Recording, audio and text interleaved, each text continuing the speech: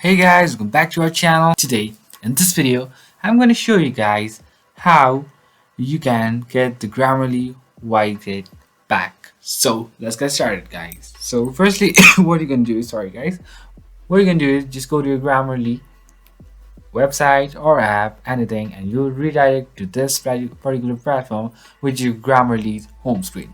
Then just go to your left hand side and just go to apps, and then make sure that Grammarly for Windows has been selected, or let's say it is installed and it is active.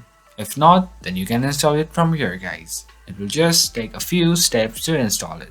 Then what you're going to do is, so now you can see on my bottom right corner there is no icon or YZ of the Grammarly, so I need to get this back. So what you can do is just go to your Word like this,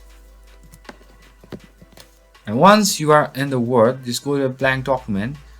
Then on your top bottom right corner you can see the white had already been packed.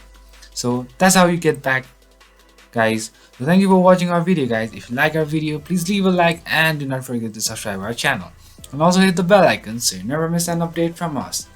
And also comment for more reviews and more contents like this. I'll see you guys again in our next video. Till then, stay safe, guys. Thank you for watching.